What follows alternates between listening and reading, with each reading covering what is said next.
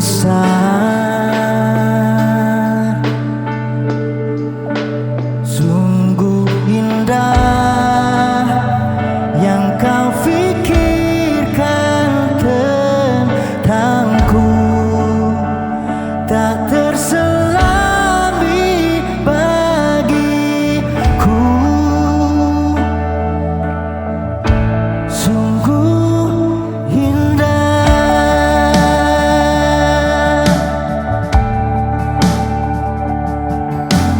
bahkan seluruh pengabdianku tak bisa membalas kesetiaanmu. Sungguh mulia dan berharga,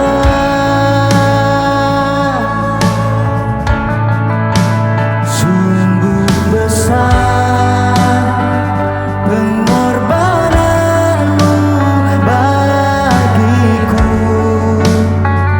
terlalu dalam untuk dimengerti. Sungguh besar,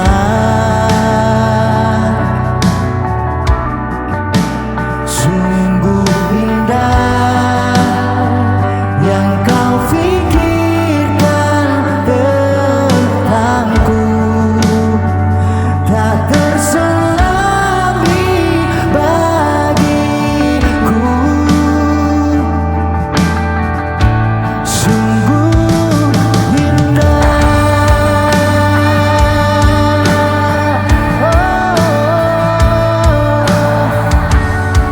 kau sungguh indah Tuhan, ya Yesus.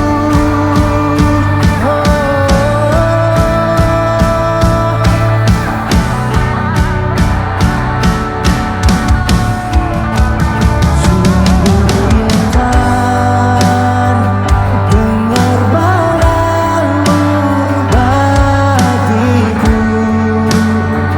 terlalu dalam untuk dimengerti. Sungguh besar, sungguh indah yang kau fikirkan tentangku, tak terselami bagiku. Sungguh indah, sungguh indah, sungguh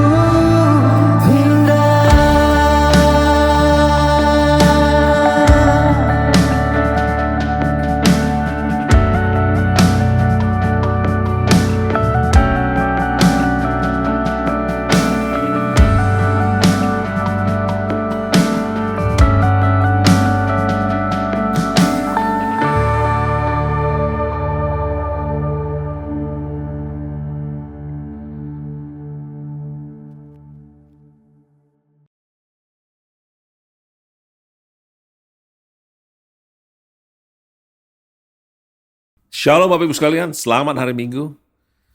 Saya percaya di awal bulan Agustus ini kita mempersiapkan hati kita untuk bisa menerima firman Tuhan, untuk bisa membiarkan Roh Kudus bekerja dan menyatakan pikiran-pikiran Allah kepada kita. Nah, Bapak Ibu sekalian, minggu lalu sudah saya bagikan tentang bagaimana kita tidak boleh lagi memandang orang itu menurut ukuran manusia. Kita sudah harus melihat bahwa kita ini ciptaan baru, bahwa kita ini sudah diciptakan kembali di dalam Kristus Yesus. Kita sudah menjadi manusia yang berasal dari Tuhan, sehingga kita sekarang ini tidak lagi bisa dinilai hanya secara duniawi, tapi kita harus dinilai menurut pikiran Kristus, menurut pandangan Kristus. Nah, itu kenapa hal-hal yang kita lakukan juga sudah bukan lagi hal-hal yang duniawi, bukan lagi secara duniawi. Nah, saudara tahu bahwa di dunia ini orang berpikir dengan mereka belajar, mereka membaca, mereka mendengar khotbah, pengajaran, pendidikan, mereka mendapatkan apa yang mereka butuhkan di dalam kerohanian mereka. Dengan kata lain, kerohanian mereka bisa mengalami pertumbuhan dari apa yang mereka tahu. Nah, Bapak Ibu sekalian, dengar apa yang mereka belajar. Nah, itu sama sekali tidak sesuai dengan caranya Tuhan. God never intend to use the way kita belajar di dunia ini to be spiritual. Untuk menjadi rohani cuma dapat terjadi melalui persekutuan kita dengan Kristus.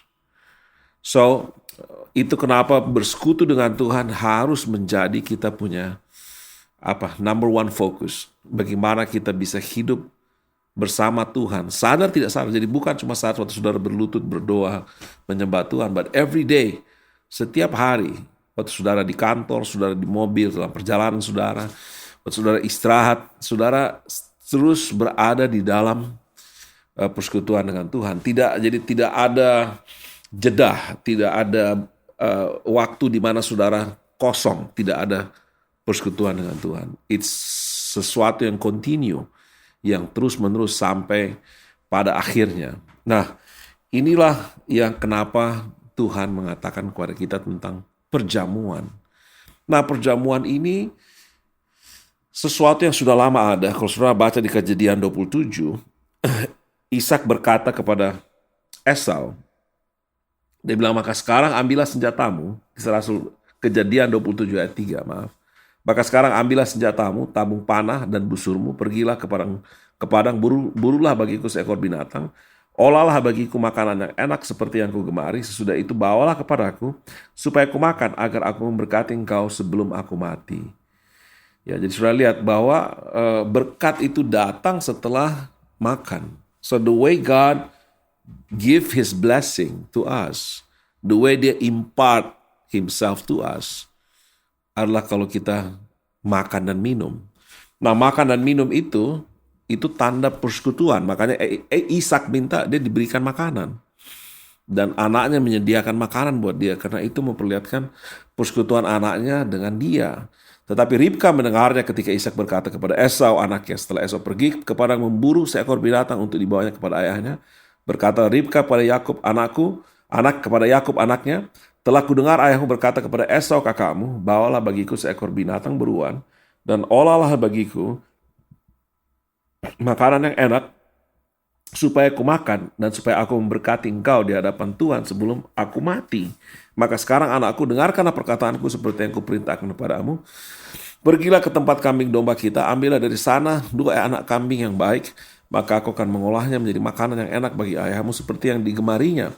Bawalah itu kepada ayahmu supaya dimakannya agar dia memberkati engkau sebelum ia mati. Jadi sudah lihat, Ribka mengerti budaya ini. It has to be through dining, bersekutu, perjamuan, supaya kita berkat itu bisa turun ke kita. Nah, kita tahu bahwa Ishak mencintai Esau, tetapi ibunya Ribka mencintai Yakub. Jadi terjadi persaingan.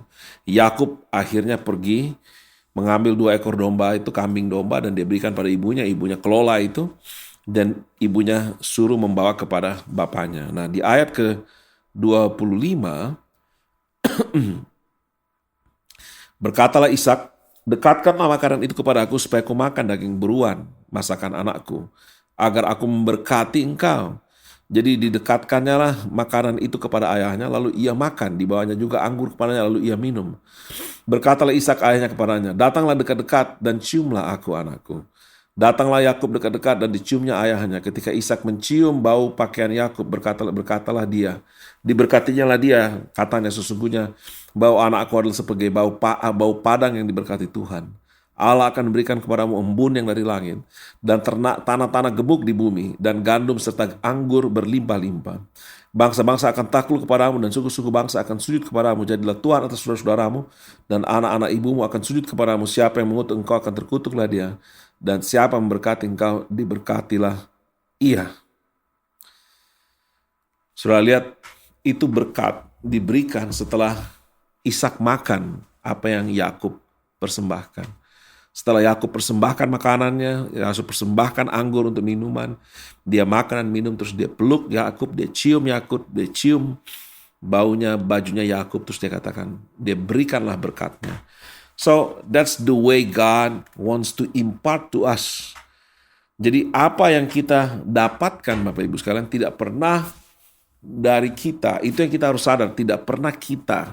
It's not about kemampuan intelektual kita, kemampuan analisa, observasi kita, kemampuan kita memproyeksi, kemampuan kita untuk bisa membuat statistik, walaupun itu bagus, itu penting dalam hidup di dunia ini, tapi itu tidak bisa dipakai untuk kerohanian kita. Most of the time, kalau saya berjalan dengan Tuhan, dalam pengalaman saya berjalan dengan Tuhan, Bapak Ibu sekalian, most of the time, Tuhan berikan dulu gambarannya ke saya. He gave me sesuatu yang pictures, ya, karena God speaks through pictures. Dan setelah kita melihat apa yang Tuhan berikan itu, baru Tuhan mulai jelaskan satu-satu. Ini begini, ini begini. Oh, ini begini. Jadi masuknya ke sini, masuknya ke situ. Baru kita lihat, oh rupanya itu kenapa dia bisa begini. Tapi kita dapat jawabannya dulu, baru penjelasannya. Bukan penjelasan dulu, baru kita mengambil kesimpulan, jawabannya muncul. Most of the time, jawabannya dulu muncul, baru kita mengerti. Ya, itu juga terjadi dengan kita semuanya di dunia ini. Kalau kita mau melihat kasih karunia Allah, it's the same thing. Ya, kalau saudara tahu kita punya keterbatasan di dunia ini, karena kita punya, walaupun manusia itu pintar sekali, walaupun inteleknya dia tinggi sekali, tetapi the way for him atau her to communicate apa yang dia tahu ke orang lain itu ada barrier-nya. Perceptions-nya berbeda, pengalamannya berbeda, dan kemudian kesimpulan-kesimpulan yang dihasilkan pun juga belum tentu sama. Oleh karena itu ada culture barrier, ada bahasa barrier. Jadi semuanya itu membuat kita menjadi tidak susah berkomunikasi. Jadi ada miscommunication. Sehingga akhirnya terjadi perbedaan pendapat, terjadi friksi, terjadi perselisihan. Dan di situ seringkali, disitulah kita tidak terjadi apa yang kita inginkan. Kita mau berbisnis A, tapi kita datang ke orang yang punya uang, dia maunya berbisnis B. Sudah berusaha yakinkan dia untuk ke A. It takes time, bahkan lama sekali sampai dia setuju. Berbeda kalau saudara dapatkan orang yang sudah pikirannya sama kayak engkau, dan waktu ketemu, terus semua jalan. Nah itu memperlihatkan bagaimana anugerah. So you don't have to explain everything to him or her, tetapi dia sudah mendapatkan itu, dia sudah berada dalam koridor yang dimana engkau ada. Jadi waktu ketemu, kita tidak mulai dari nol, semuanya kayak ketemu gitu loh. Nah itu yang namanya kasih karunia. It's God who works before you. Bukan kita yang berusaha ajarkan dia satu-satu untuk dia menerima apa yang kita sampaikan, baru dia setuju, baru kita berjalan bersama. Baru kita bisa melakukan bisnis bersama, baru kita bisa bekerja bersama. Most of the time orang-orang ini sudah bertumbuh sendiri dan Tuhan sudah besarkan mereka sesuai dengan apa yang kita pikirkan. Waktu kita ketemu, kita cocok, kita jalan, terjadilah terobosan. So, bukan kita yang mengatur, tapi Tuhan yang mengatur semuanya itu. Nah, itulah yang disebut dengan kasih karunia. He will works for you. Allah turut bekerja mendatangkan kebaikan bagi semua orang yang mengasihi dia. Bukan kita yang bekerja, Allah yang bekerja. Nah, jadi apa yang saya berusaha katakan? Saya berusaha katakan bahwa kemampuan kita, skill kita sebagai seorang individual itu penting. Because kita masih kerja di dunia, bertemu dengan orang dunia, masih berhadapan dengan perkara-perkara dunia. Nah, semakin kita pintar menguasai, skill kita bertambah, semakin mudah kita untuk menghadapi hal-hal di dunia ini. Tetapi bukan itu anugerah, bukan itu caranya Tuhan. Rohani saudara tidak terjadi seperti itu. Karena saudara bertambah dalam pengertian, saudara punya kemampuan dalam membaca Alkitab, menghafal ayat-ayat itu sampai begitu dalam, mengerti firman Tuhan, berarti kerohanian juga saudara bertambah dalam. Enggak. Tidak seperti itu. Saudara punya skill, pengetahuan tentang firman bisa bertambah, tapi itu tidak ada hubungannya dengan kerohanian kita. Because kerohanian kita datang bukan dari sini, tapi dari hubungan kita dengan Tuhan. Kita selalu katakan itu, kekristenan bukan agama. Kekristenan adalah hubungan. Hubungan dengan Tuhan. Apa hubungan itu? Hubungan itulah yang disebut dengan persekutuan. Bersekutu. Kita hidup bersama. Kita bergaul bersama dengan Tuhan. Nah, pergaulan ini yang mendatangkan berkat, mendatangkan anugerah, kasih karunia, impartasi yang ada pada Tuhan dimasukkan ke kita, apa yang ada pada Roh Allah. Tidak seorang pun yang mengerti apa yang ada dalam diri Tuhan selain daripada Roh Allah. So, apa yang Roh Allah miliki, itu semua hal-hal yang rahasia dalam diri Allah akan diturunkan ke kita melalui impartasi, bukan melalui kita belajar. Makanya seringkali kita sudah tahu sebelum kita mengerti kenapa yang kita tahu itu begini. We get the pictures, kita tangkap semuanya itu. Tidak ada yang mengajarkan kita, tapi pewahyuan membuat kita mengerti.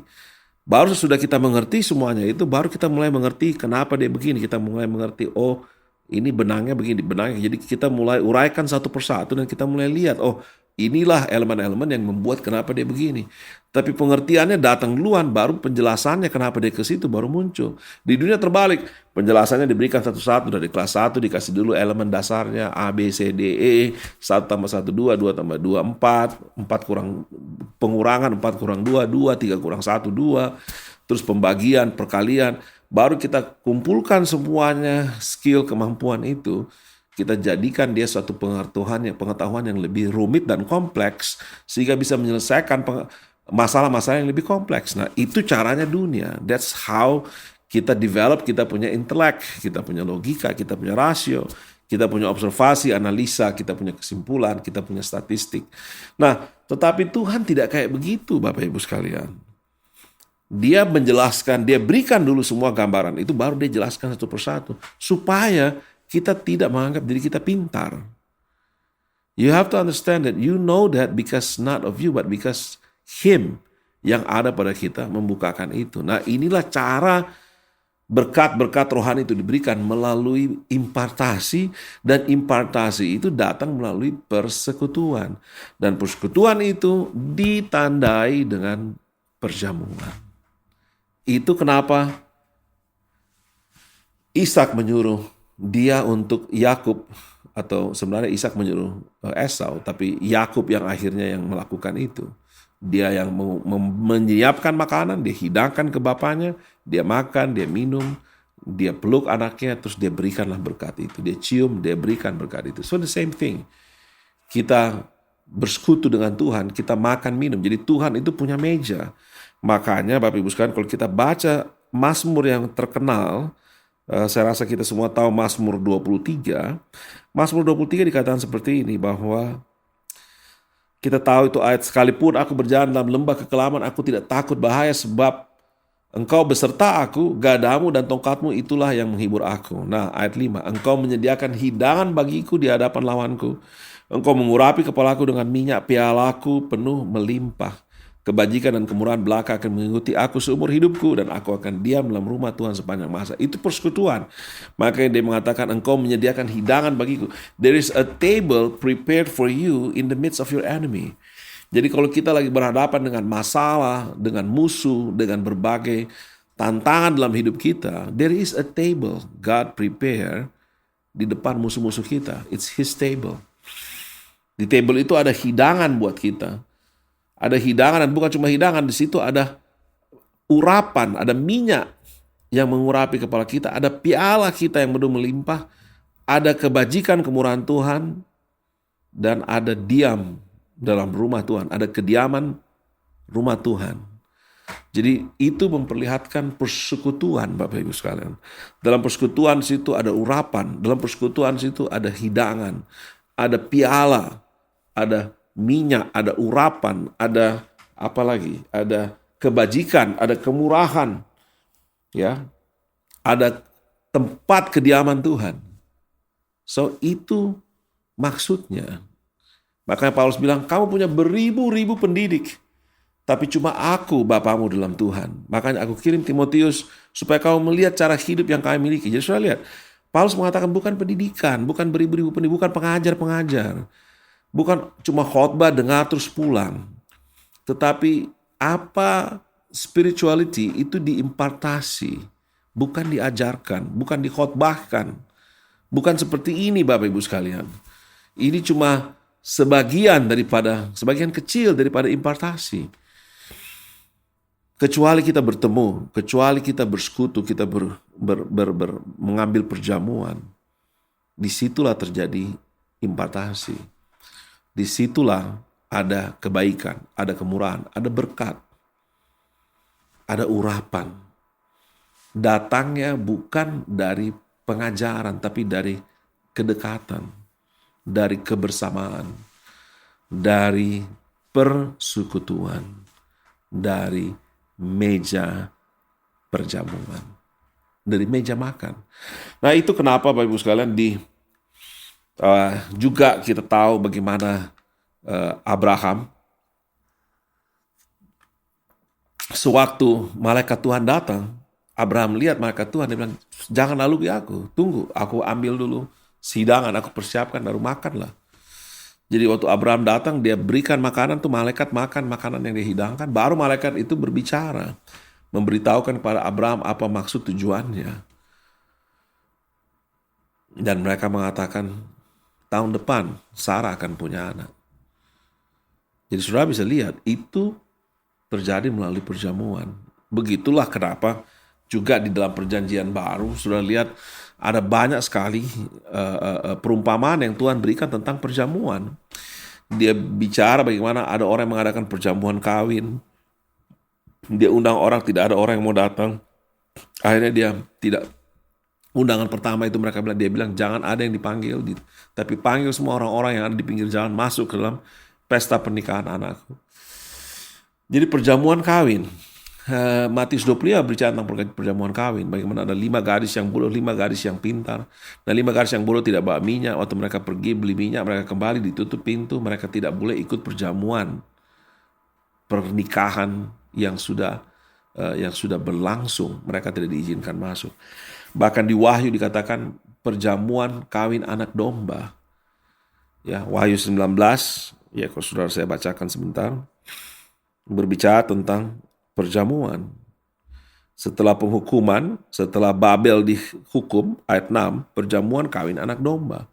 Lalu aku mendengar suatu himpunan besar orang banyak seperti desau air bah dan seperti deru guru yang hebat, katanya haleluya.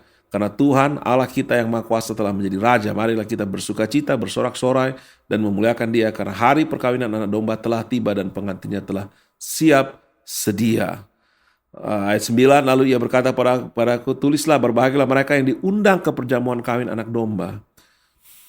Ya, jadi sudah bisa lihat, berbahagialah mereka yang diundang dalam perjamuan. Jadi perjamuan itu berbicara bahwa kita bersekutu.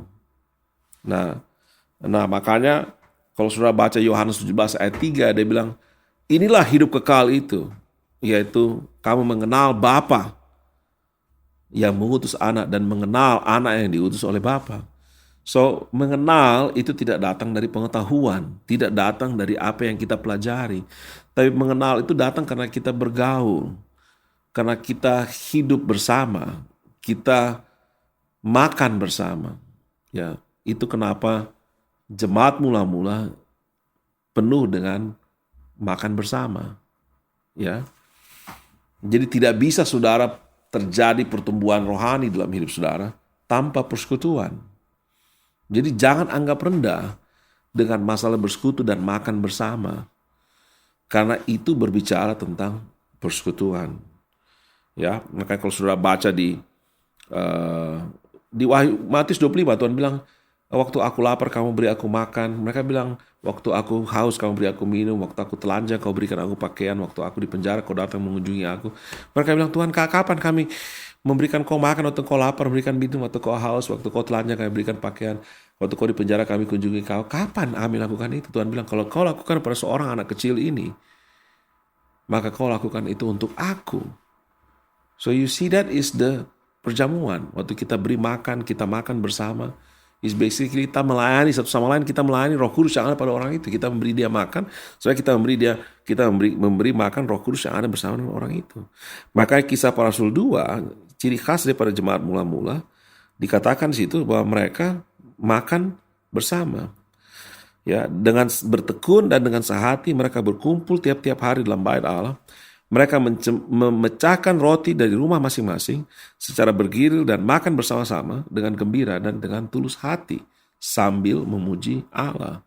2 Korintus, Kisah para Rasul 2 ayat 46. Mereka bertekun dan sehati berkumpul tiap-tiap hari, lihat, berkumpul tiap-tiap hari di dalam bait Allah, dan mereka memecahkan roti di rumah masing-masing secara bergilir dan makan bersama-sama dengan gembira dan dengan tulus hati sambil memuji Allah. Saudara lihat, makan bersama itu berbicara tentang perjamuan. Makanya kita akan mengambil perjamuan kudus, Bapak Ibu sekalian. Dan perjamuan kudus itu bukan berarti cuma satu seremonial, berbicara tentang makan dan minum. Berbicara sesuatu yang Tuhan Yesus lakukan terakhir sebelum dia pergi. Sebelum dia ditangkap, sebelum dia disalibkan, diserahkan kepada Pontius Pilatus, diserahkan kepada Herodes, diserahkan kepada kayu salib. The last thing that he did is having a last supper. Duduk dan makan bersama murid-muridnya. Itu Bapak Ibu sekalian. Makanya kita tidak bisa anggap enteng yang namanya makan bersama. It has a meaning. Jadi, karena apa yang kita lakukan, makan bersama, kita bersekutu, di situ apa yang ada pada kita masuk. Roh Kudus yang kita bawa itu masuk. Bukan dari pengajaran-pengajaran saja, tetapi dari persekutuan. Ya, itu kenapa kita harus berdoa supaya pandemik ini cepat berlalu dan kita bisa kembali berkumpul. Tidak baik. Apa yang kita lakukan saat ini bukan ini yang menjadi standar di dalam Alkitab. Nah, itu saudara mungkin jadi jelas saya bisa katakan sini. Bagaimana bukan pendidikan, bukan pengajaran, tetapi impartasi. Makanya Paulus bilang, aku Bapamu. Saya kirim Timotius supaya kau lihat bagaimana cara hidupku. Cara hidup berarti apa? Gaya hidup itu dilihat dari kehidupan sehari-hari. Kehidupan sehari-hari kita temukan dari kita bergaul, dari kita bersekutu. Ya, 1 Korintus 11 berbicara tentang perjamuan kudus. Ini ayat yang selalu saya kutip kalau kita mengambil perjamuan kudus. Nah, tapi kalau kita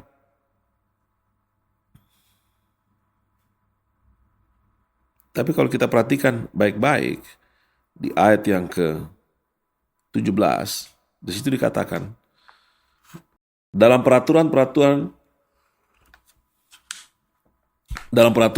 yang berikut, aku tidak dapat memuji kamu sebab pertemuan-pertemuanmu tidak mendatangkan kebaikan, tetapi mendatangkan keburukan. Sebab pertama-tama aku mendengar bahwa apabila kamu berkumpul sebagai jemaat, ada perpecahan di antara kamu, dan hal itu sedikit banyak aku percaya. Sebab di antara kamu harus ada perpecahan supaya nyata nanti siapakah di antara kamu yang tahan uji. Apabila kamu berkumpul, kamu bukanlah berkumpul untuk makan perjamuan Tuhan. Sebab pada perjamuan itu tiap-tiap orang memakan dahulu makanannya sendiri, sehingga yang seorang lapar dan yang lain mabuk. Apa maksudnya Paulus di situ tentang perjamuan ini? Dia bilang perkumpulan, Bapak Ibu sekalian. Dan perkumpulan mereka itu tidak baik. Tidak mendatangkan kebaikan, tetapi mendatangkan keburukan. Sebab pertemuan-pertemuanmu tidak mendatangkan kebaikan, tetapi mendatangkan keburukan.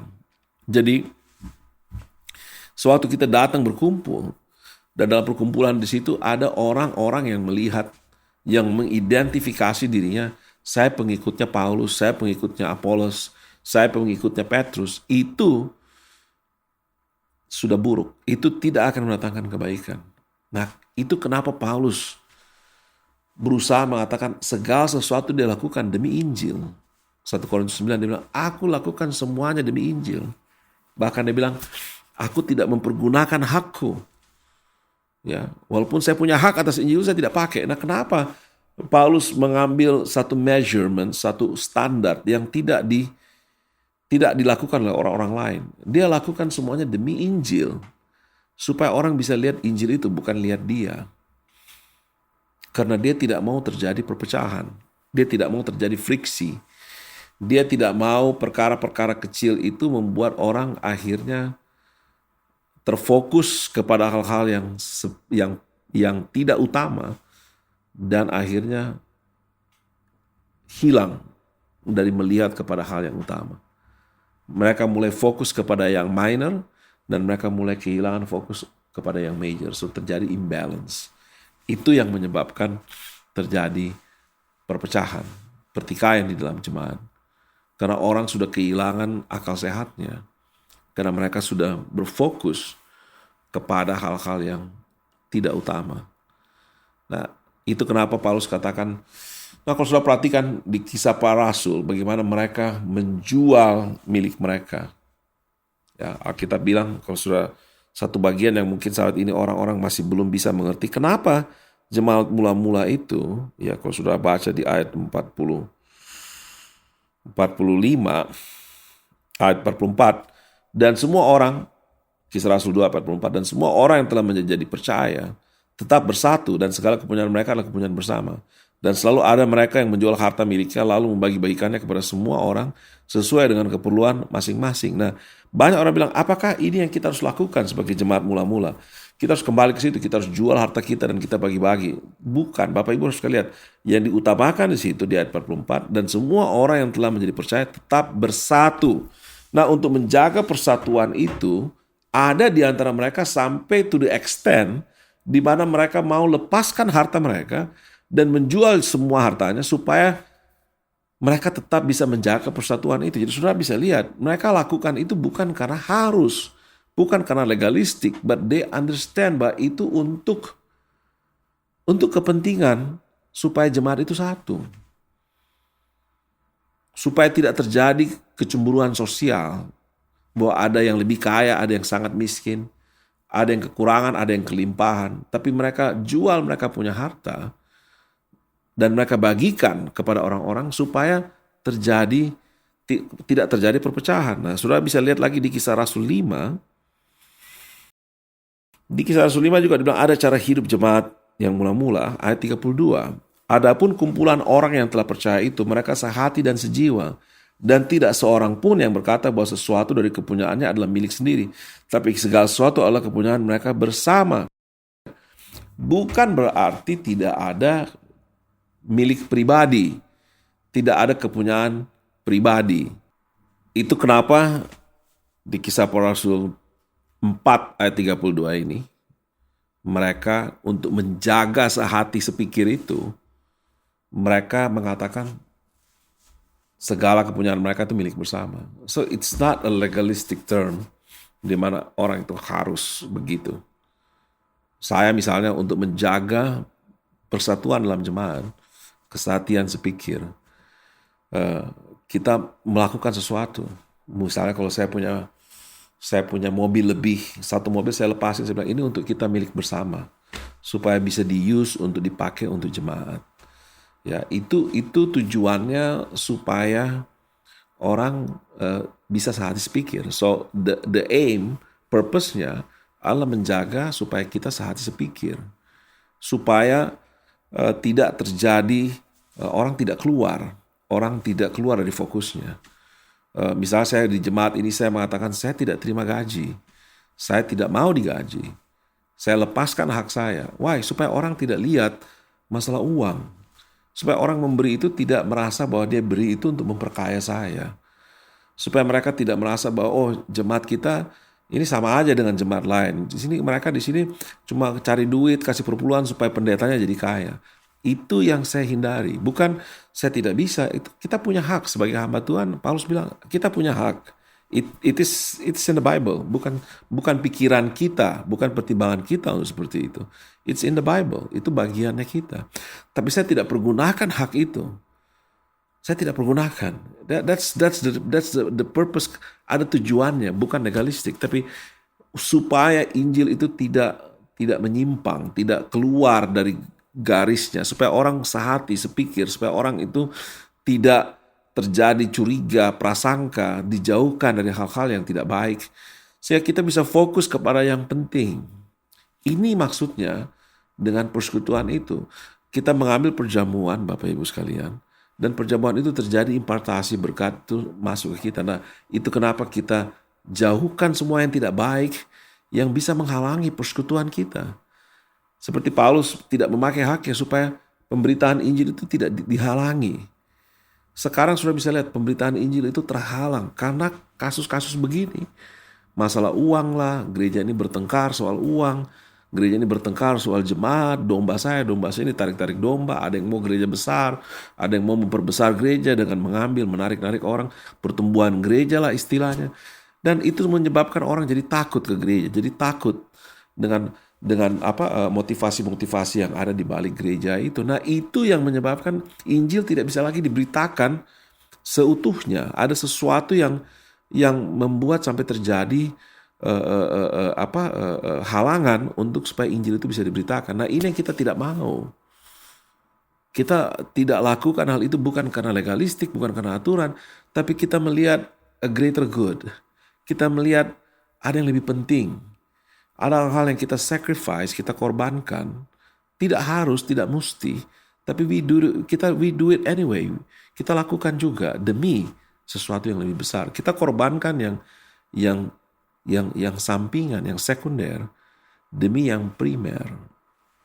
Nah, inilah cara Injil itu diberitakan. Makanya kita tidak bisa cari jalan yang gampang, jalan yang efisien, jalan yang efektif. Nah, di dunia ini, kalau kita bisa lakukan yang efisien, yang efektif, yang murah, yang gampang, tapi menghasilkan yang banyak, itu yang kita ambil. Itu caranya dunia.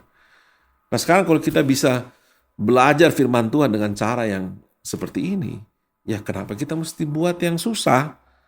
Ya, lewat YouTube aja bisa, lewat media sosial aja bisa. Melalui kita Zoom, kita Google Meet, kita bisa belajar, kita bisa berikan pengetahuan, dan orang bisa bertambah dalam pengertiannya. Kalau bisa begitu, ya kenapa mesti buat pertemuan, kenapa mesti buat offline, kenapa harus bertemu dan membawa resiko. Nah, itu masalahnya. Kalau dunia mereka mencari yang efisiennya, yang gampang, yang murah, dan yang menghasilkan banyak, yang bisa menghasilkan yang banyak. Padahal dalam Tuhan tidak ada yang namanya kita efisien, tidak ada namanya yang kita bisa berkorban sedikit tapi hasilnya banyak. Nggak ada. Di dalam Tuhan, ya kebenaran ya mahal, and sometimes it costs everything untuk sesuatu yang begitu kecil. Sesuatu yang kelihatannya tidak ada artinya, but it costs everything. Kayak tadi saya perlihatkan.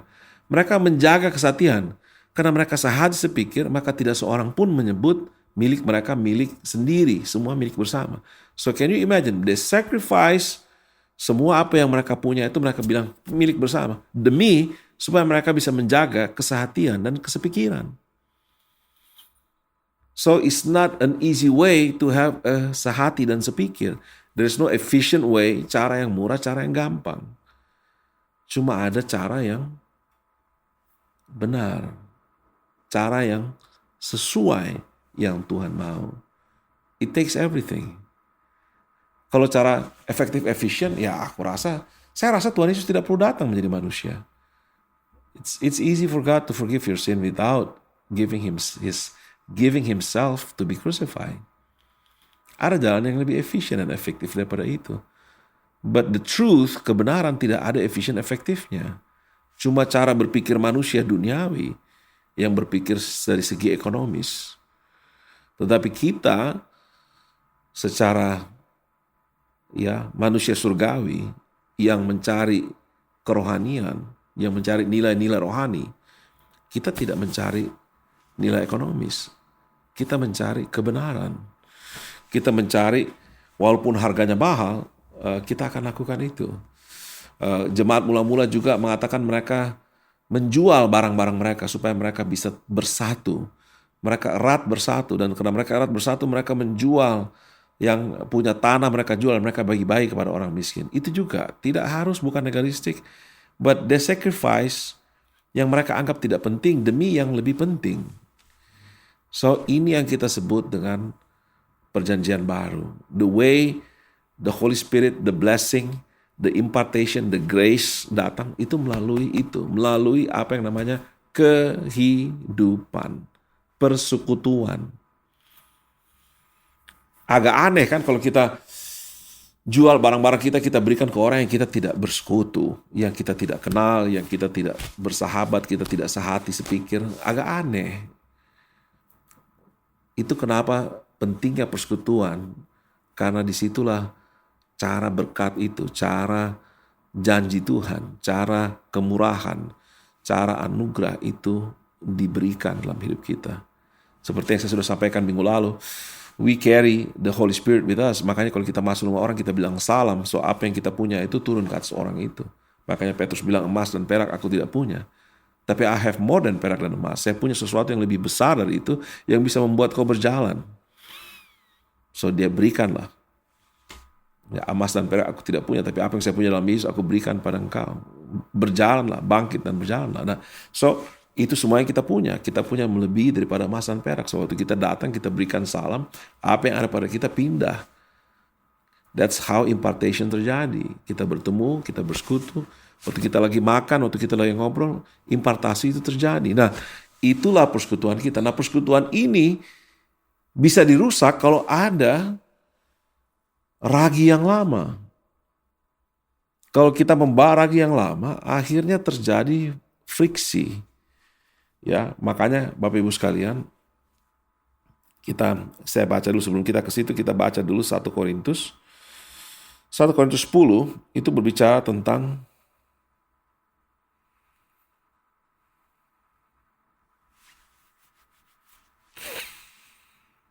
persembahan berhala.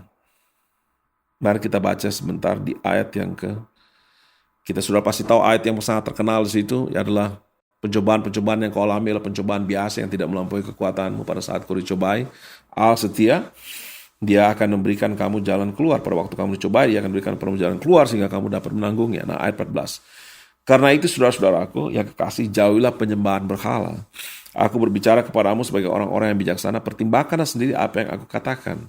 Bukankah cawan pengucapan syukur yang atasnya kita ucapkan syukur adalah persekutuan dengan darah Kristus? Bukankah roti yang kita pecah-pecahkan adalah persekutuan dengan tubuh Kristus? Karena roti adalah satu, maka kita sekalipun banyak adalah satu tubuh.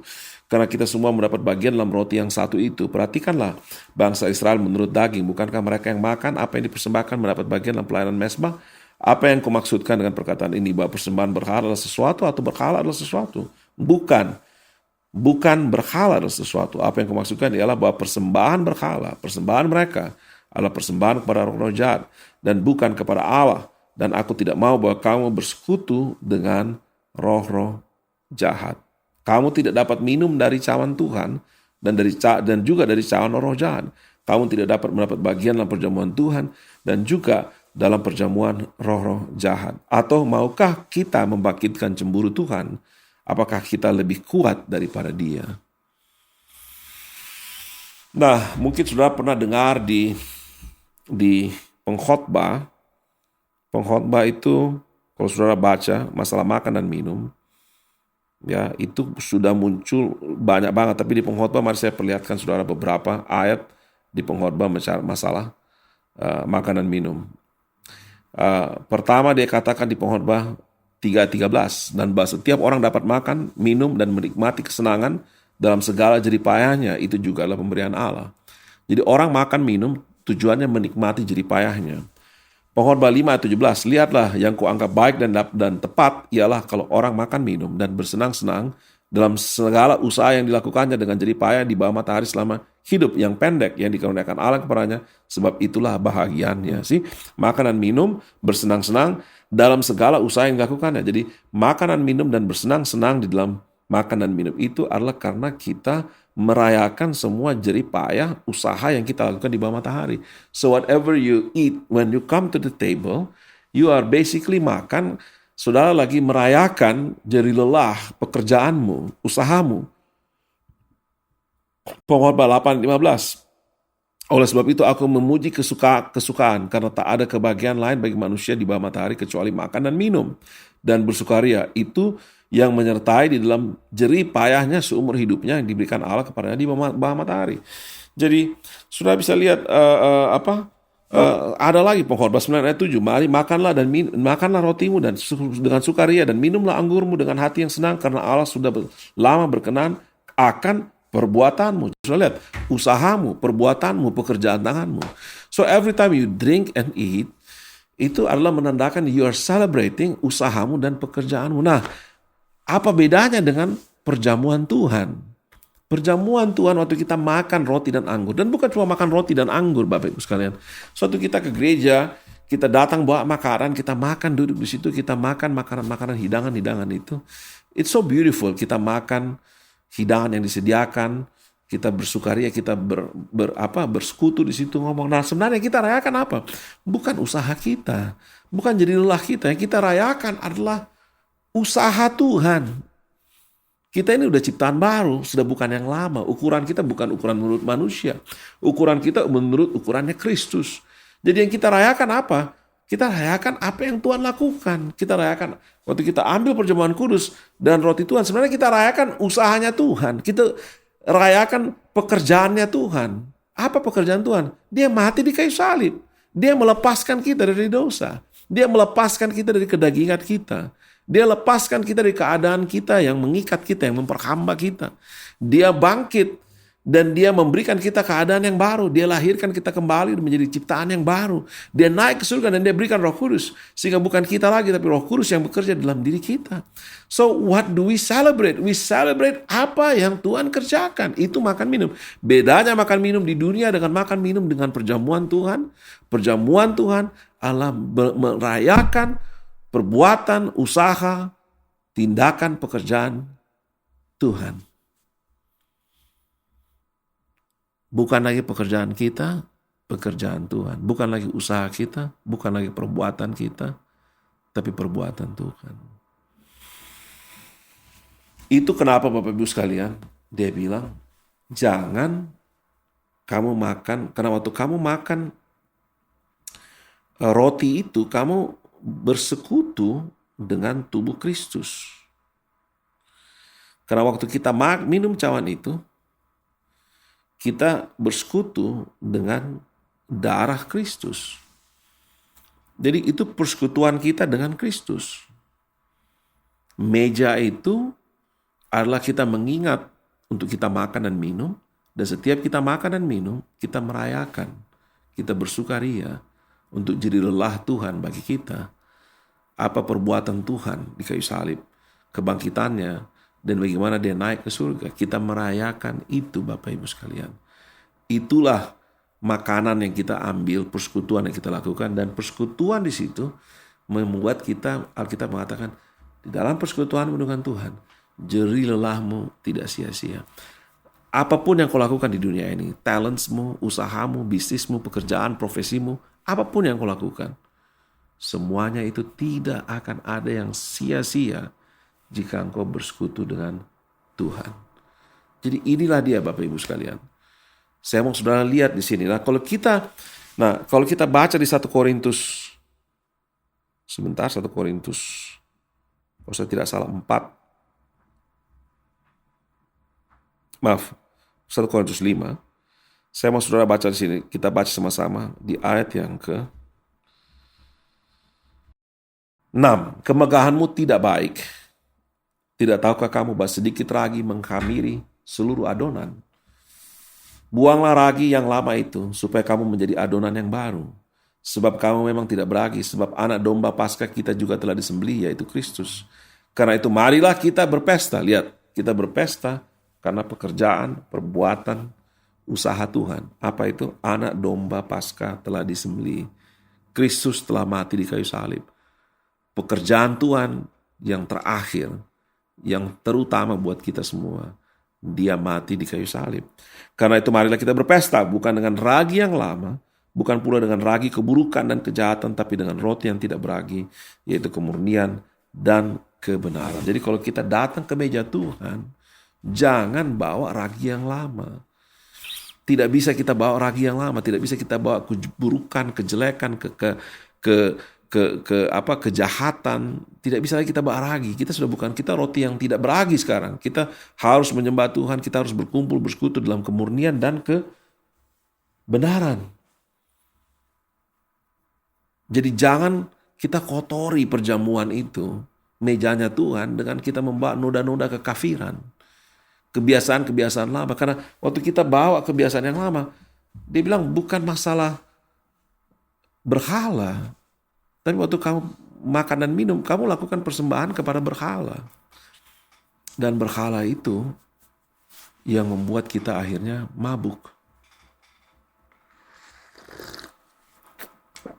Nah, kalau saudara baca di 1 Korintus 11, setelah dia mengatakan pertemuan-pertemuan kamu tidak membawa kebaikan tapi keburukan, nah, dia bilang ada perpecahan. Saya bacakan sini. Apabila kamu berkumpul, kamu bukanlah berkumpul untuk makan perjamuan Tuhan. 1 Korintus 11. Jadi lihat, perjamuan Tuhan di sini bukan cuma masalah perjamuan kudus. Waktu kita makan bersama di gereja, itu juga perjamuan Tuhan. Sebab pada perjamuan itu, tiap-tiap orang memakan dulu makanannya, sehingga yang seorang lapar dan yang lain mabuk. Apakah kamu tidak mempunyai rumah sendiri untuk makan dan minum? Atau maukah kamu menghinakan jemaat Allah dan memalukan orang-orang yang tidak mempunyai apa-apa? Apakah yang dikatakan kepada kamu? Memuji kamu dalam hal ini, aku tidak memuji. Jadi ada yang kelebihan, ada yang kekurangan. Nah, itulah tanda, Bapak Ibu sekalian, orang di dunia. Orang di dunia kalau berpesta, makan dan minum, selalu jadinya mabuk. Mabuk itu bukan berarti alkohol. Banyak orang pikir, oh mabuk itu karena minum. No, mabuk itu karena kebanyakan. Ada yang kurang, ada yang kebanyakan. Kita banyak, saudara coba makan, kebanyakan saudara makan, ya saudara mabuk juga. Mabuknya bukan mabuk alkohol, tapi mabuk makanan. Mabuk gula, sugar, mabuk kue, mabuk manis, saudara mabuk dengan hal-hal yang berlebihan. Alkitab mengatakan mabuk itu adalah intoxication. Ya, kalau saudara baca di bahasa Grekanya, mabuk itu adalah metusko, dari kata metuo. Metuo di situ berarti kita intoxicated, kita keracunan, ya, intoxicate, ya, be drunk. Jadi kita memasukkan sesuatu ke tubuh kita kebanyakan, dan zat yang kita makan itu, yaitu kita minum makan itu kebanyakan, dan karena dia berlebihan, badan kita langsung ada toksik, ada racun. Jadi dia berfungsi tidak sebagaimana mestinya. Di situ akhirnya kita hilang kesadaran. Jadi orang kalau mabuk itu maksudnya dia hilang kesadaran. Waktu dia hilang kesadaran, nah di situ dia bertindak tidak seperti dia lagi, tapi sudah orang lain.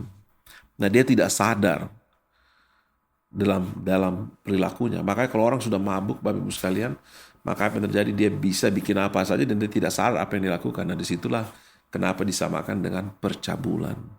People lost conscience terhadap dirinya, dan they become someone else, and they will do something that's shameful.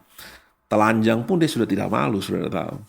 Dia telanjang, dia lakukan apa aja yang tidak senonoh, dia tidak malu lagi. Kenapa? Karena dia sudah intoxicated.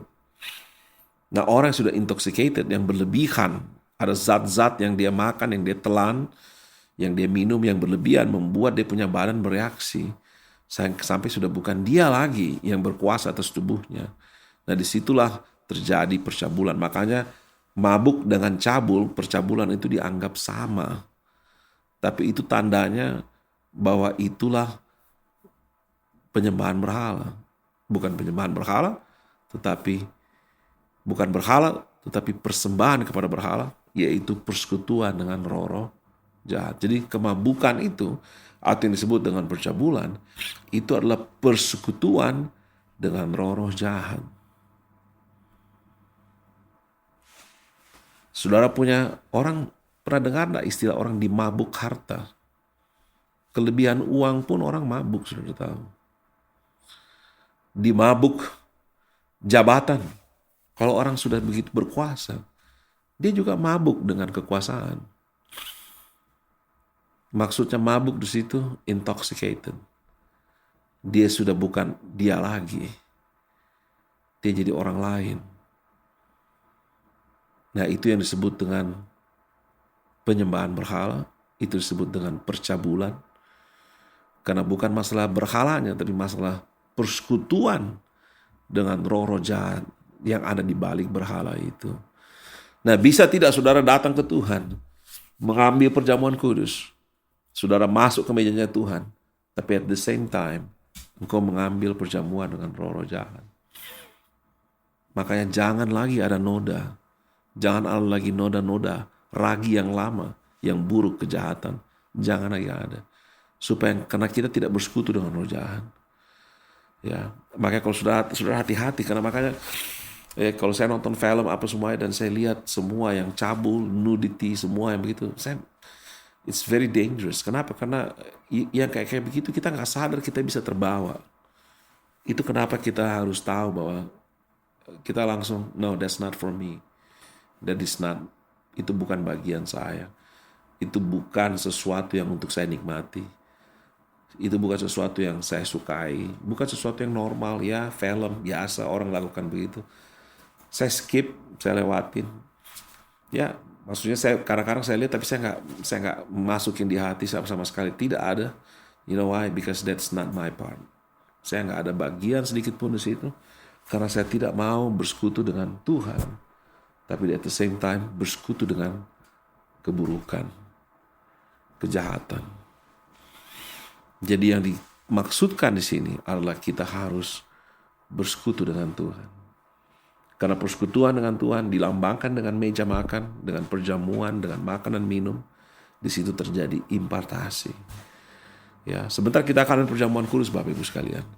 Setelah kita mengambil perjamuan kudus itu terjadi, ya saudara tidak sadar atau mungkin sadar, terjadi impartasi. Every time you take communion, mengambil perjamuan kudus, ada sesuatu dari Tuhan dilepaskan kepada engkau. Sesuatu yang baik, sesuatu yang besar, yang disebut kemurahan, kebaikan, yang disebut dengan minyak urapan, itu dilepaskan kepada engkau. Piala diisi penuh melimpah, sehingga walaupun di depan musuhmu, engkau mendapat kekuatan baru untuk mengalahkan mereka. Tidak ada yang lebih kuat daripada tubuh Kristus. Tidak ada yang lebih kuat daripada darah Yesus. Dosa, kutuk, tidak ada yang lebih kuat. Semua jatuh. Di kayu salib waktu Tuhan mati, everything jatuh di bawah kaki Yesus. Takluk di bawah Kristus saat itu. So every time kita ambil perjamuan itu, kita memperlihatkan kita bukan berasal dari dunia. Meja kita, mejanya Tuhan. Persekutuan kita adalah persekutuan dengan Tuhan. Tidak perlu saudara belajar. Buat saudara lakukan itu, something supernaturally masuk dalam diri saudara. Apa yang kau tidak tahu, kau akan tahu. Apa yang tidak kau pikirkan akan muncul. Tiba-tiba dengan sendirinya apa yang tidak ada menjadi ada. Inilah dia, hidup di hadapan Allah. Yang bisa membuat apa yang tidak ada menjadi ada. Yang bisa membangkitkan orang mati oleh firman-Nya. Inilah perjanjian baru itu, Bapak Ibu sekalian. Kita lakukan apa saja supaya ini tidak hilang, supaya ini tidak terganggu. Kita lepaskan hak kita, apapun kita lepasin, supaya berita ini tetap menjadi yang utama, supaya engkau sampai ke titik ini dan tidak diganggu, tidak terganggu dengan berita-berita yang lain. Jadi Bapak Ibu sekalian, persiapkan hatimu. Dan saya yakin Bapak Ibu sekalian, firman Tuhan pada hari ini akan mengubah hidup saudara. Saya akan bacakan yang terakhir. Kita buka di 1 Korintus 15. 1 Korintus 15.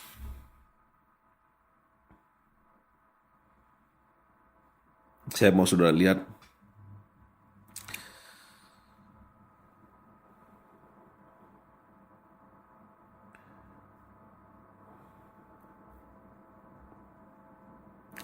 ayat ke-22. Karena sama seperti semua orang mati dalam persekutuan dengan Adam, demikian pula semua orang akan dihidupkan kembali dalam persekutuan dengan Kristus. Lihat Bapak Ibu sekalian. Semua orang akan dihidupkan kembali dalam persekutuan dengan Kristus. Persekutuan dengan Adam, saudara menjadi serupa dengan Adam, itu menghasilkan maut. Saudara serupa dengan dosanya dia. Saudara tidak buat dosa yang sama, tapi saudara berdosa serupa dengan dosanya Adam. Yang membuat dia berdosa itu juga yang membuat kau berdosa, karena persekutuanmu dengan Adam. Tapi persekutuanmu dengan Kristus membuat engkau hidup. Jadi kehidupan yang ada lebih kuat daripada dosa yang ada. Walaupun dosa masih ada dalam tubuh kita, tapi kehidupan dalam Kristus lebih besar daripada dosa yang ada itu. Kemudian saya bacakan lagi.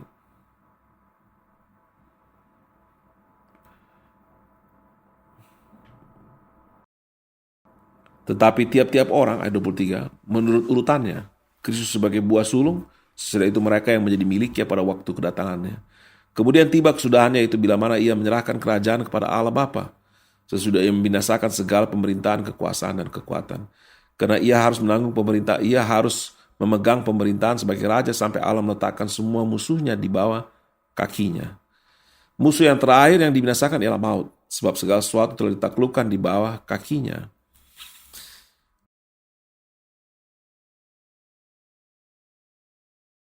Ayat 30. Dan kami juga, mengapakah setiap saat membawa diri kami ke dalam bahaya? Saudara-saudara, setiap hari aku berhadapan dengan maut. Demi kebanggaanku akan kamu dalam Kristus Yesus Tuhan kita, aku katakan bahwa hal ini benar. Kalau hanya berdasarkan pertimbangan-pertimbangan manusia saja, aku telah berjuang melawan binatang buas di Efesus. Apakah gunanya hal itu bagiku? Jika orang mati tidak dibangkitkan, maka marilah kita makan dan minum sebab besok kita mati. Janganlah kamu sesat. Pergaulan yang buruk merusak kebiasaan yang baik. Sadarlah kembali sebaik-baiknya dan janganlah berbuat dosa lagi. Ada di antara kamu yang tidak mengenal Allah. Hal ini kukatakan supaya kamu merasa malu. Jadi lihat, orang-orang ini tahu firman tapi tidak mengenal Allah. Berarti mereka cuma punya pengetahuan tetapi tidak memiliki persekutuan.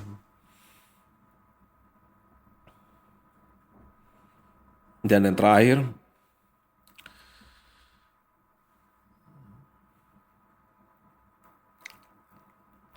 sama ayat 49, sama seperti kita telah memakai rupa dari yang alamiah, demikian pula kita akan memakai rupa yang dari surgawi. Saudara-saudara, inilah yang hendak kukatakan padamu, yaitu bahwa darah dan daging tidak mendapat bagian dalam kerajaan Allah, dan bahwa yang binasa tidak mendapat bagian dalam yang tidak binasa. Jadi saudara bisa lihat bahwa darah dan daging tidak bisa mendapat bagian dalam kerajaan Allah. Yang bisa binasa tidak bisa mendapat bagian dalam yang tidak binasa. Jadi kita tidak perlu takut. Kita masih pakai yang bisa binasa. Kita masih pakai darah dan daging. Dan ini semua tidak bisa dipakai. Kalau kita mau masuk ke kerajaan surga, kita mau pakai yang tidak bisa binasa, ini semua harus dilepas. Jadi jangan takut Bapak Ibu sekalian dengan maut, dengan kematian. Karena kematian itu adalah kelepasan kita. Kita dilepaskan dari apa yang tidak bisa mendapat bagian dalam kekekalan. So, when you die, you're basically enter to eternity. Welcome, selamat datang di dalam kerajaan yang tidak terbinasakan, yang tidak tergoncangkan. Di dalamnya darah dan daging tidak bisa mendapat bagian, di dalamnya yang bisa binasa tidak bisa mendapatkan bagian. So we have to let go semua yang bisa binasa ini supaya mendapat bagian di situ. Inilah persekutuan kita yang kita idam-idamkan. Semua yang kita lakukan dalam persekutuan sebenarnya tujuannya untuk ke sini, untuk berada bersama Tuhan kita Yesus Kristus. Persekutuan yang kita impi-impikan selagi di dunia ini. Seperti Tuhan mengambil roti, dia bilang, aku akan makan dan minum ini. Dan aku tidak akan makan lagi sampai aku akan memakan dan minumnya nanti dan lagi minum dari pokok anggur ini pada waktu di kerajaan 1000 tahun nanti. Jadi it's kita punya dream. Kita makan dan minum, kita berpesta, kita mengalami perjamuan kudus. Karena harapan kita sekali kelak, kita akan memakannya bersama-sama Tuhan. Kita akan bersekutu dalam wujud yang sesungguhnya. Bukan lagi di dalam iman, tetapi dalam keselamatan kita yang sempurna. Kita tidak lagi memakai yang lama ini, yang bisa binasa ini, darah dan daging ini. Tapi kita sudah pakai yang baru. Dan kita sekarang duduk dan makan bersama-sama Kristus. Selama-lamanya. Kita hidup bersama-sama Dia. Tuhan Yesus berkati. Dan mari kita berdoa. Bapa di surga, kami bersyukur Tuhan bahwa kami boleh terbuka dan mengerti masalah perjamuan. Bahwa hidup kami ini adalah bersekutu Itu kenapa kami mengambil perjamuan. Kiranya Tuhan, jangan ada pertengkaran dalam perjamuan kami. Jangan ada perpecahan. Jangan ada ragi yang lama. Jangan ada keburukan-keburukan yang lama. Setiap kami mengambil perjamuan, kami mengatakan kami memiliki meja yang baru. Meja yang dimana ada di hadapan Bapa di surga. Mejanya Tuhan. Di mana yang duduk di meja itu hanya orang-orang yang diundang. Hanya orang-orang yang berkenan. Oleh karena itu janganlah kami bawa sesuatu yang tidak berkenan di meja itu.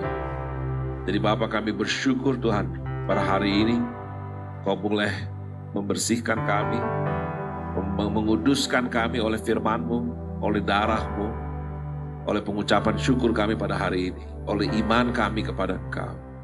Terima kasih ya Tuhan. Kami berterima kasih. Kau sudah bangkit. Kau sudah duduk di sebelah kanan Allah Bapa. Kau Tuhan. Kau berkuasa. Kau juru selamat kami. Terima kasih Tuhan. We worship you Jesus. Hallelujah.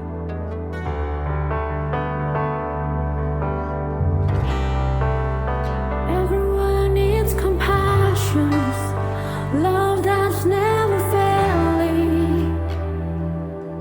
Your mercy falls on me. Everyone needs forgiveness, the kindness of our Savior, the hope of a nation.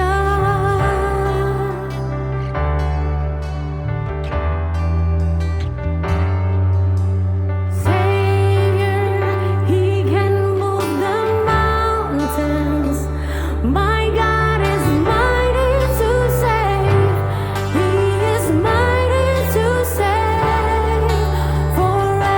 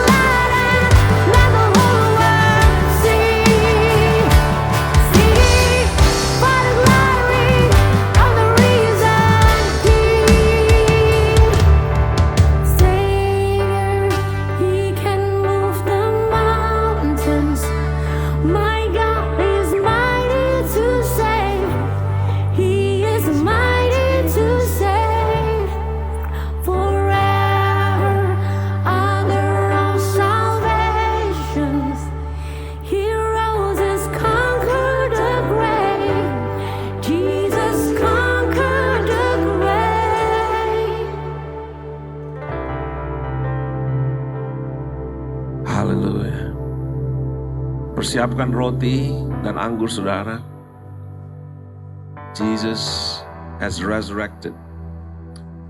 Dia sudah bangkit. Dia sudah kalahkan maut. Dia kalahkan the grave. Kuburan has been denied. Dan lebih daripada itu, dia naik ke surga dan duduk di sebelah kanan Allah Bapa. Thank you Jesus. Mari saudara kita katakan, dimanapun kau berada, say Jesus. Jesus, you are mighty to save. Jesus, you are the author of our salvation. Jesus, you have conquered the grave.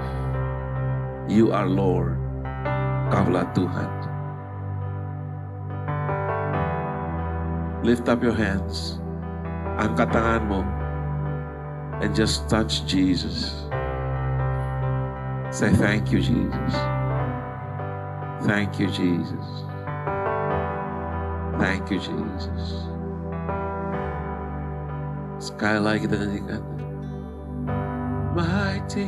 He can move the mountains. My God is mighty to save. Mighty to save. He is mighty to save. Forever, author of salvation. Author of our salvation. He rose, has conquered the grave. Jesus. Jesus conquered the grave. Savior, you can move the mountains. My God is mighty to save.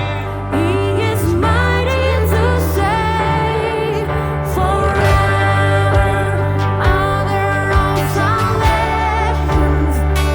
He rose, has conquered the grave. Jesus conquered the grave. Savior,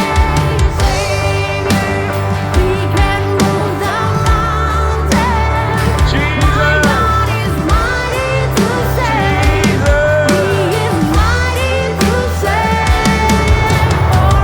save. Forever, author of salvation. He rose, has conquered the grave. Jesus conquered the grave.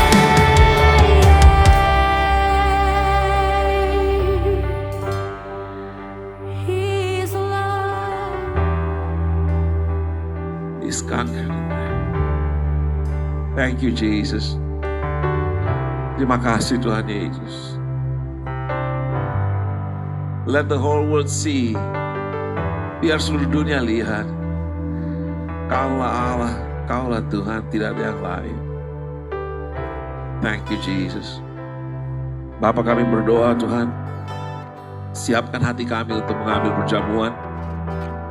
Saudara di rumah silahkan buka perjamuan kudus saudara, ambil roti saudara, dan dengarkan firman Tuhan. Akulah roti hidup. Nenek moyangmu telah makan mana di padang gurun, dan mereka telah mati.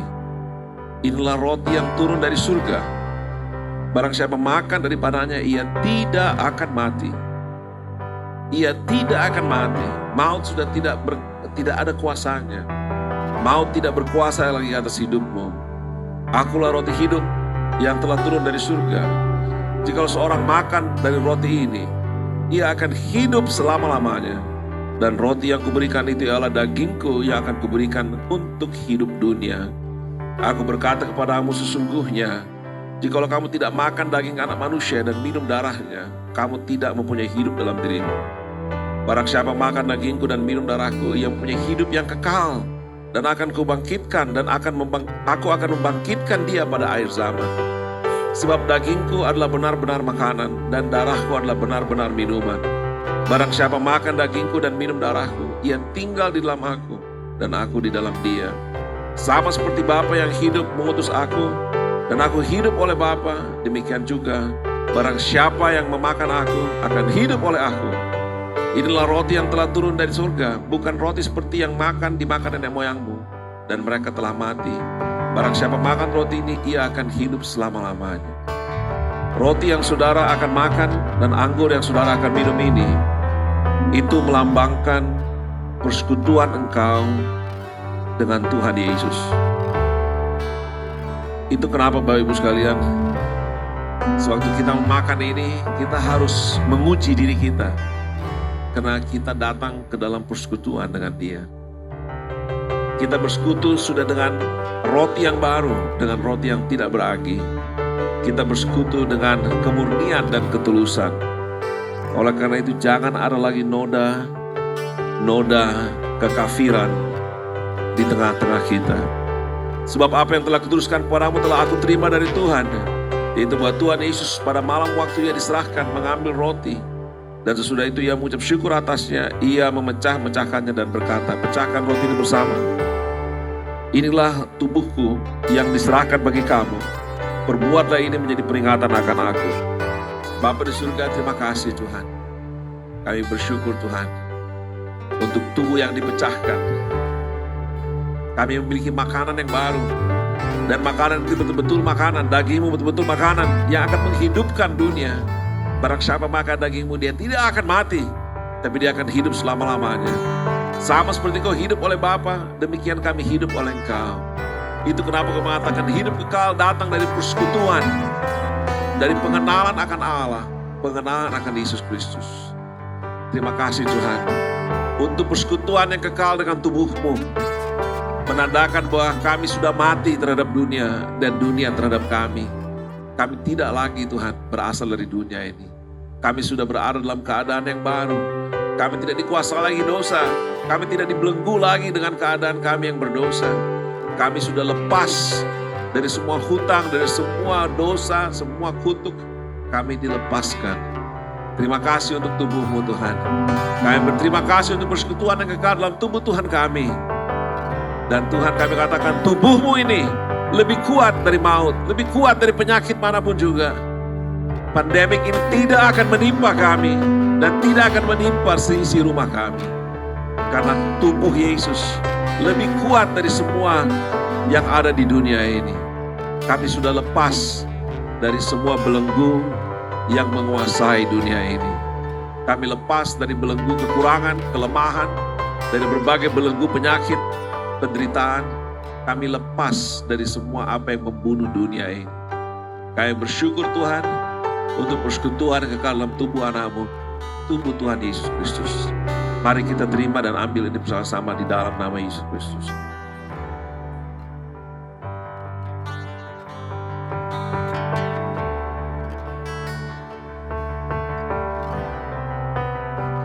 Saudara bisa buka cawan saudara, angkat di atas kepala saudara.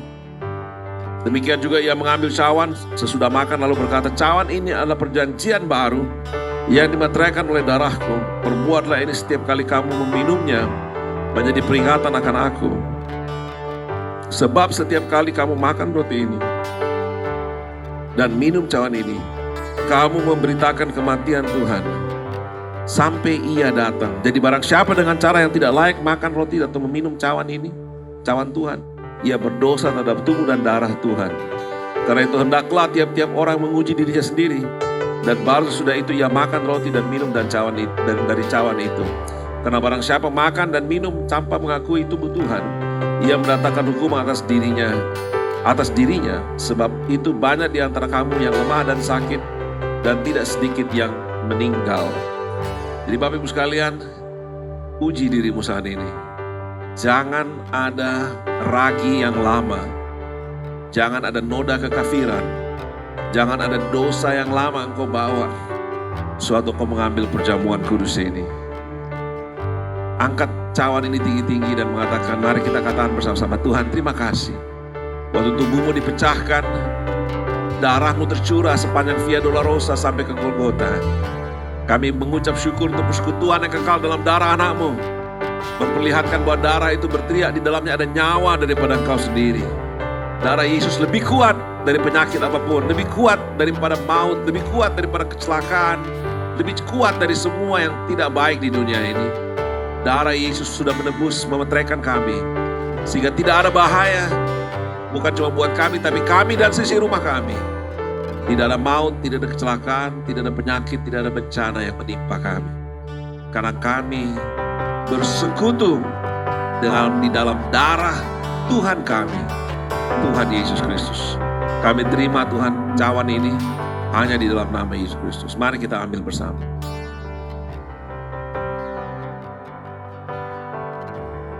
Saudara bisa bersyukur, saudara bisa berpeluk satu sama lain, berdoa, berterima kasih atas apa yang Tuhan sudah kerjakan. Haleluya.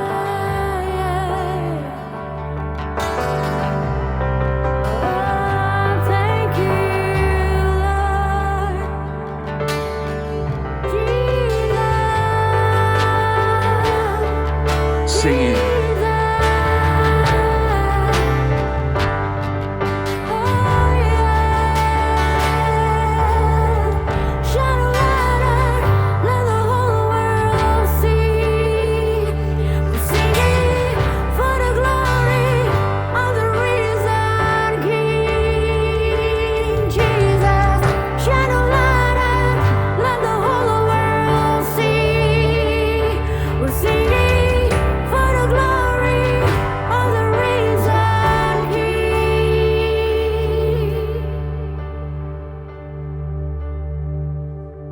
Savior, He can move the mountains. My God is mighty to save. He is mighty to save forever. Author of salvation, He rose, has conquered the grave. Jesus conquered the grave.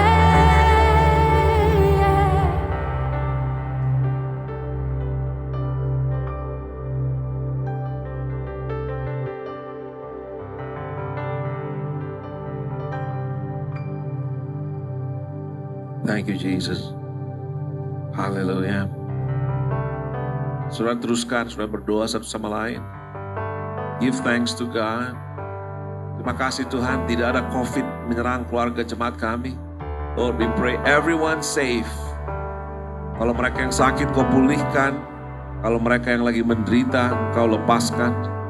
Lord, we pray that everyone daripada kami tidak akan dapat dicuri, tidak akan dapat bisa dibinasakan, tidak bisa. Iblis datang untuk mencuri, membunuh, dan membinasakan, tapi Engkau datang supaya kami punya hidup dalam segala kelimpahannya. So Lord, we receive the abundance of life ke dalam hidup kami. Thank you Jesus. Kami hidup bukan dari roti, tapi setiap firman yang keluar dari mulut Allah. We thank you Jesus. For where is the Spirit of God, there is freedom Tuhan. And we are free dari semua disease dan penyakit dan kekurangan di bumi ini. Terima kasih Tuhan. Bapa, aku berdoa, kami bersyukur Tuhan untuk perjamuan kudus hari ini. Lord, we thank you Tuhan. The darkness has passed away. Terang telah terbit, kegelapan tidak berkuasa. Dan kami tahu Tuhan, semua ini akan berakhir. Semua ini tidak akan terus. Kami tahu di bulan Agustus ini, you will turn everything around. Apa yang berhenti akan Kau jalankan, apa yang tertunda akan Kau percepat. So we thank you Jesus. Bless your people Tuhan. Bless the church Tuhan. With the grace of God, bekerjalah, bukalah pintu-pintu Tuhan. We are entering bulan Agustus ini bersama dengan Engkau. Di dalam nama Bapa, Putra, Roh Kudus. Di dalam nama Tuhan Yesus Kristus. Kami percaya, kami yakin di dalam kemenangan Dia. Tuhan yang selalu memimpin kami di dalam kemenangannya. Praise be to God who always lead us into His salvation. He always lead us into victory. Dia selalu memimpin kami ke dalam kemenangannya. Thank you Jesus. Kami naikkan doa kami ini hanya dalam satu nama, Tuhan Yesus Kristus. Haleluya. Amin. Nah, Bapak Ibu sekalian, setiap kali habis kita melakukan semuanya, mendengar firman, memuji Tuhan, mengambil perjamuan kudus, it's time for us to give. Waktunya kita untuk memberi, ambil waktu, jangan cuma duduk saja dengar, do something. Saudara bisa memberi, saudara bisa dalam kekurangan, dalam kesusahan, give anyway. Bukan masalah jumlahnya, masalah kerelaan hatimu. Dan Tuhan yang menguji hati dan batin manusia akan membalas apa yang tersembunyi itu. Mari kita siapkan hati kita, mari kita berdoa. Saya mau saudara untuk melihat rekening yang ada di dalam layar saudara. Ingat sekali lagi, semua uang ini buat jemaat, tidak ada buat hamba Tuhan. Semua untuk jemaat, semua untuk apa yang Tuhan mau kerjakan di dalam jemaat kita. Mari kita berdoa. Bapa di surga, terima kasih Tuhan. We give with joyful heart, with gladness. Kami memberi Tuhan. Kami tidak menahan-nahan. Kami beri Tuhan. Kami bukan menahan, kami memberi. Karena kami dipanggil untuk diberkati, maka kami pun memberkati. So Lord, I pray Tuhan, aku bersyukur untuk kerelaan hati umat-Mu. Atas sukacita mereka untuk selalu Tuhan memberi. Terima kasih Tuhan, berkati tangan-tangan yang memberi ini. Berkati hati-hati mereka yang selalu Tuhan rela. Hati yang mengasihi, yang berkorban, yang remuk. Biarlah senantiasa mereka dekat dengan Engkau Tuhan. Tuhan, aku lepaskan berkat. Kami bersyukur Tuhan untuk semua pemberian yang kami lakukan pada hari ini. Kami berdoa hanya dalam satu nama, yaitu di dalam nama Tuhan Yesus Kristus, Tuhan dan Juru Selamat kami. Amin. Saat kami memberi persembahan hari ini, kami mempercayai Tuhan atas pekerjaan, bahkan pekerjaan yang lebih baik, kenaikan gaji dan bonus, keuntungan penjualan dan komisi, rumah yang menyenangkan, kepemilikan lahan dan warisan, bunga dan pendapatan, potongan harga dan pengembalian, menerima cek melalui pos, hadiah-hadiah dan kejutan, keajaiban keuangan, hutang terbayar lunas, pengeluaran berkurang, berkat dan peningkatan. Terima kasih Tuhan untuk penyediaan bagi semua kebutuhan keuanganku, sehingga aku memiliki lebih dari cukup untuk dipersembahkan bagi kerajaan Allah dan pemberitaan Injil Yesus Kristus. Haleluya. Amin. Haleluya. Tuhan, saudara sudah memberi, dan biarlah Tuhan memberkati semua pemberian-pemberian, semua pengorbanan kita, semua ketaatan kita, dan semua biarlah renungan kita saat ini manis di hadapan Tuhan. Mari kita berdoa. Bapa di surga, terima kasih. Kami bersyukur kami sudah boleh memberi. Kami bersyukur Tuhan bahwa kami punya hati berubah. Kami bersyukur bahwa kami menjadi lebih mengasihi Engkau. Kami menjadi lebih dekat dengan Engkau. Dan Alkitab mengatakan, persekutuanmu dengan Tuhan tidak ada satu pun jadi lelahmu. Tidak ada satu pun pekerjaan, bisnis, usaha, profesi yang kami lakukan yang sia-sia di dalam persekutuan kami dengan Tuhan. Persekutuanmu yang menentukan semua apa yang kami lakukan itu sia-sia atau tidak. So we thank you, we can feel we are closer to you. Kami bisa merasa bahwa kami lebih dekat, lebih intim karena ibadah pada hari ini. Terima kasih Tuhan. Berkati semua hati yang sudah memberi. Kami berdoa berkati semua minggu-minggu ini. Biar penuh dengan keajaiban, penuh dengan anugerah dan kemurahan. Apapun yang mereka lakukan dalam kegiatan mereka dalam minggu ini. Di dalam nama Yesus Kristus kami berdoa. Dan kami tutup Tuhan doa kami ini seperti doa-doa yang kau ajarkan pada kami. Bapa kami yang di surga, dikuduskanlah namamu. Datanglah kerajaanmu. Jadilah kehendakmu di bumi ini seperti di surga. Berikanlah kami pada hari ini makanan kami yang secukupnya. Dan ampunilah segala kesalahan kami seperti kami mengampuni semua orang yang bersalah kepada kami. Dan janganlah bawa kami ke dalam pencobaan, tapi lepaskanlah kami dari perang jahat. Karena Engkaulah yang punya kerajaan dan kuasa dan kemuliaan sampai selama-lamanya. Haleluya. Amin. Angkat tangan saudara. Dengan iman terima berkat-berkat ini. Tuhan memberkati dan melindungi engkau. Tuhan menyinari engkau dengan wajahnya dan memberikan engkau kasih karunia. Tuhan menghadapkan wajahnya dan memberikan engkau damai sejahtera. Kasih karunia, rahmat, damai sejahtera dari Allah Bapa dan Tuhan kita Yesus Kristus. Dan penyertaan, penghiburan, pengurapan daripada Roh-Nya yang kudus. Kiranya tinggal tetap menyertai engkau dengan segala apapun yang kau lakukan. Dari hari ini, kekal sampai selama-lamanya. Dan mari kita semua yang percaya sama-sama katakan, amin. Bapa, terima